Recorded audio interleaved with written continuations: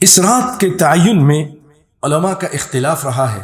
کچھ صحابہ کرام تو اس طرف گئے ہیں کہ 27ویں شب ہے، جیسا کہ ابی بن کعب رضی اللہ تعالی عنہ، لیکن اس کے باوجود کچھ اور صحابہ کرام ہیں وہ یہی کہتے ہیں کہ یہ مختلف راتیں ہیں۔ آئیے آپ کو ایک روایت سناتا ہوں۔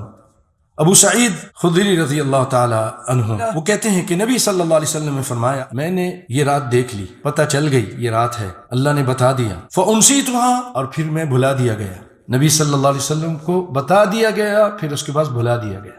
پھر آپ صلی اللہ علیہ وسلم نے فرمایا، میں نے یہ خواب دیکھا ہے کہ میں سجدہ کر رہا ہوں، یعنی وہ جو رات ہوگی اس کی صبح کے ٹائم میں سجدہ کروں گا پانی پر اور مٹی پر، یعنی کہ رات بارش ہوگی تو زمین مسجد کچی تھی تو اس میں پانی گرے گا اور میں سجدہ کروں گا پانی پر مٹی پر۔